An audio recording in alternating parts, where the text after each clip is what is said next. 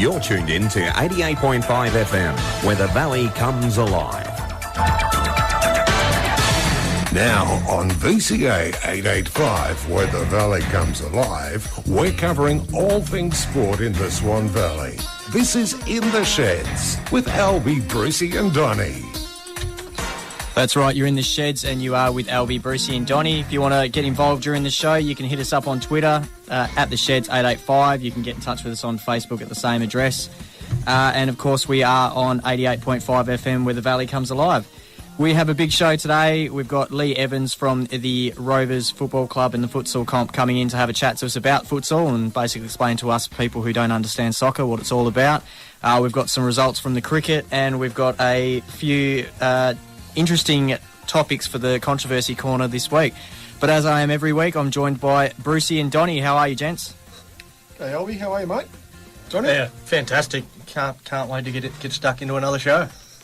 Yep, that's it. We're it's going to be interesting today because we talked about it earlier, but we've basically every week we've had someone on the show, but we've had a really good interest in it. But let's be honest, none of us play soccer. We do watch it now and then, so it'll be really interesting to kind of learn about the futsal competition and get a bit of our heads around that. Because other than maybe the EPL or A-League stuff, there's not really too much more of soccer that I've had much to do with. Yeah, well, I mean, soccer, I've got a fair idea of the rules of soccer and how that works, but futsal, I'm completely ignorant as to that, I suppose, 2020 version of soccer. It's, I think it's one of the sports that we've basically really goes along in the background, probably we ignore, but yeah, it's here, it's huge. It is it's a sport of choice, and the amount of participation that is going on within the area is huge.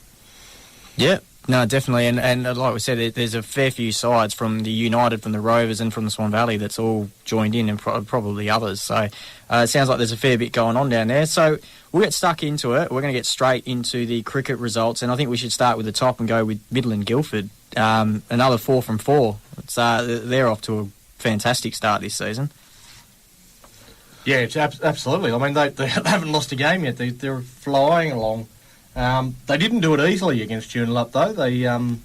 It was a tough game. They only won by 2 wickets, so it was a really good, exciting game to watch if anyone was down there and had a bit of a look.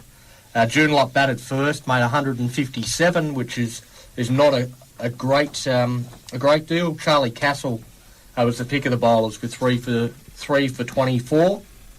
8 wickets down. Castle capped off a real good game. He was also top scorer. Only made 32, but top scorer and enough of a contribution to get Midland Guildford across the line. Yeah, definitely. To do it in the attack and then in defence as well, with bowling attack and then go out and do it with the bat as well. You've got to be happy with that. The captain and coach should be pretty happy with him coming out doing that. Yeah, absolutely right.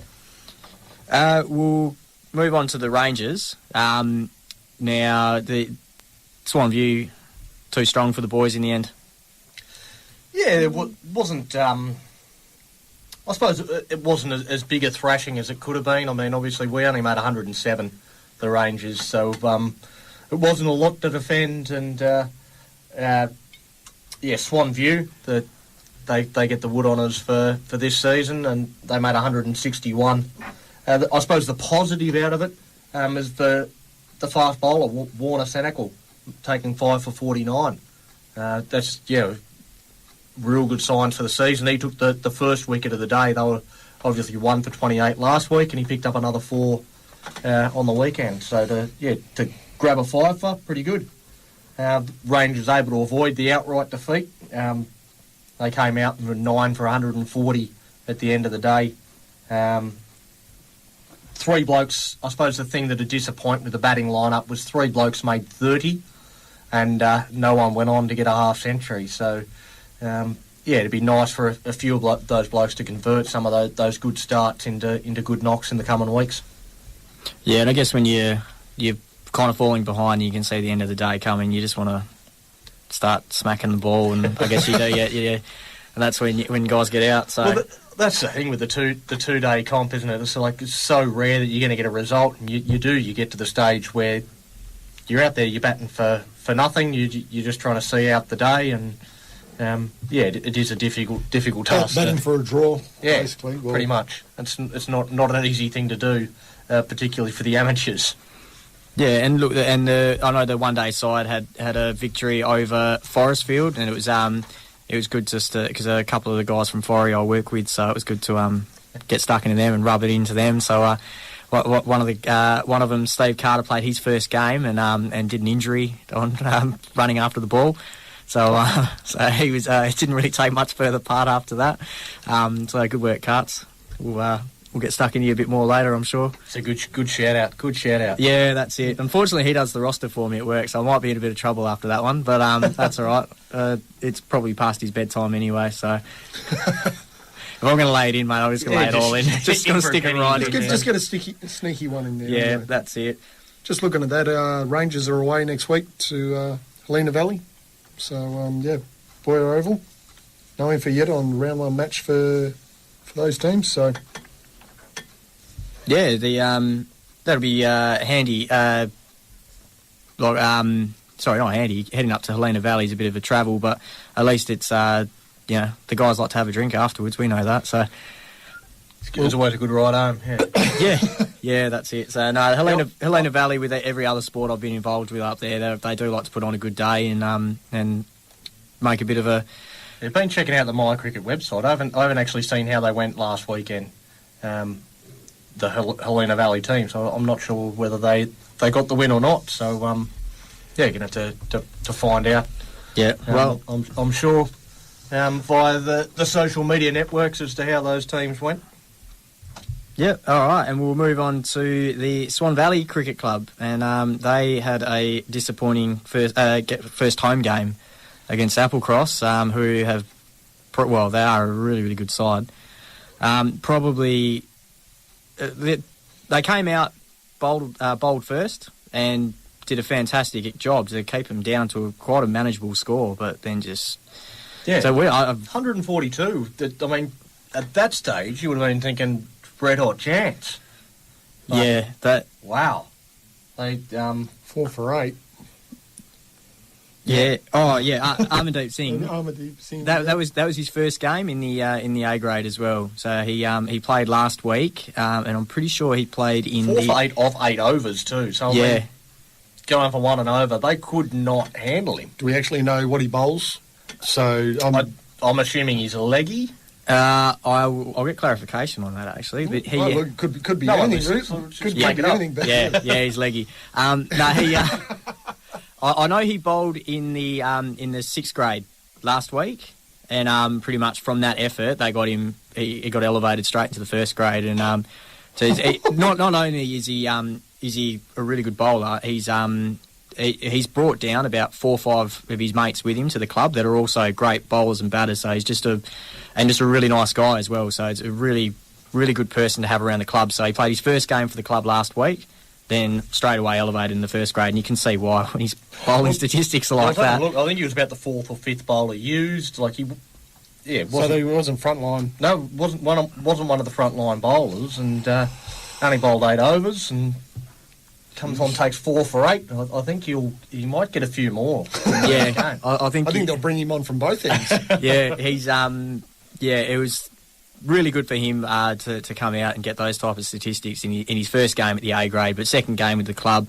And yeah, I guess when it's only his second game, they're probably still trying to work out what whereabouts in the order he's going to come in and everything. But I think you're going to see him getting moved up. What happened with the batsman? Knocked over for 75. We haven't actually said that yet, but no idea what was going on there. There wasn't a good feel around the club afterwards. A lot of the guys basically, it felt like a wasted opportunity to come out and have such a good attack on with the bowling and then restrict them to 145 and then get beat by 67 runs. It's especially a side like Applecross. You know that would have been a really good feather in the cap for the first round just to take one of those out. But that's cricket. Back-to-back losses too to start the year, and hopefully they can turn it around next week. That's I suppose, the beauty of sport is. Yep, there's always next week. That's it. There's always next week, and the sixth grade they had a really good win. They absolutely demolished Bentley. So sorry, not Bentley. Sorry, that was the one day side got beaten by Bentley. I haven't got it in front of me. Anyway, sixth grade side had a win. You made a century. Bedford Morley. Bedford Morley, yeah. Bedford Morley got that was a very convincing win. Very convincing win by the sixth grade. You made boys. plenty. I had it a goal. So I played my first game in the one day side. That didn't answer the question. So I had a goal going out. I didn't want to get out for a duck. And I achieved that goal. I got a DNB. So okay. So how did you go? How did you find the experience, mate? How was it good? How was your bowling? I didn't bowl. Good. No, I stuck away. Did not bowl, did not bat. Yeah. Okay, so I was off catch. did you catch? You took a catch? No, I put a catch down. You grasped one. Dropped one. Oh no. Yeah, dropped the catch. Was it a dolly? Come on, let's. It was. Talk us through it. Mate, it was diving full length. Yeah. Just hit the fingers up, fingertips. fingers down. What? Oh, mate, it was. Or did it just you fluff it? Mate, it was. I ran 50 metres to get to it, and it just kind of just out of reach, and just those little arms, mate. I just couldn't quite get it out there. So was it a meritorious dive? Was it a big dive? Mate, I was sitting at square leg, and it was hit straight to me, I completely misjudged it. And so what were you doing? You were at the square leg, just looking around with Harry's talking. Next thing is hit you in the teeth. It's just come up, and I've just gone, oh no. As soon as I put my hands up, I was like, I'm not catching this. You've got Did you get fingers on it? I got fingers on it, and it's gone straight over the top, and one of the guys grabbed it, and so they only got one run off it, but yeah, it wasn't saved a boundary. It wasn't fantastic. Took the pace off at Albie. Yeah, well done. Yeah, that's well it. done. Yeah, that's it. So let's move on so we can sledge you a little bit later on in the show.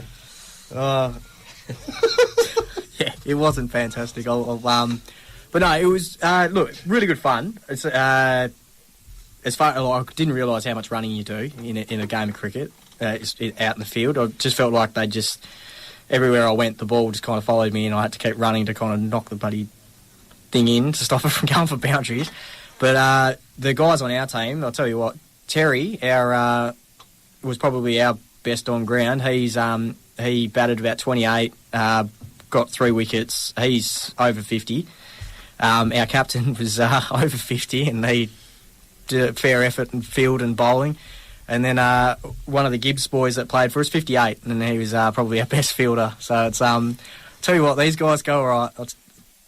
Yeah, it's a different type of fitness, I suppose, cricket. I mean, if you haven't played for a while, I've gone through a few different stages where I haven't played for a long time, and then you go out and you bowl sort of 3 or 4 overs, and you can't walk the next day, and you think it's insane. But I suppose it uses different muscles. But once you're attuned to it.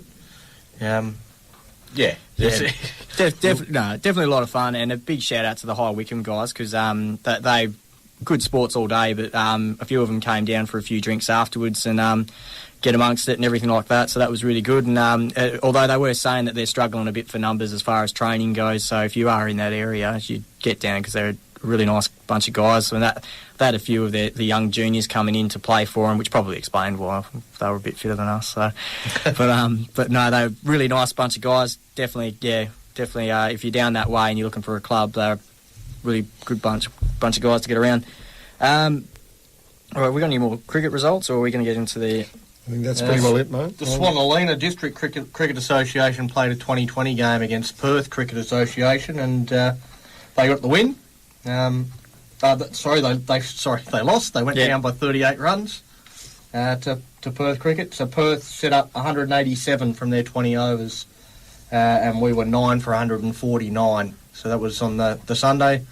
From my understanding of the Rep 2020, it's basically on the day they start ringing around to find out who's available, and it's a bit of a Mickey Mouse type competition, really. But I think one of our guys played in it because he rocked up wearing all the gear on training on Tuesday. So, and apparently that's going to be a fine for him on Thursday.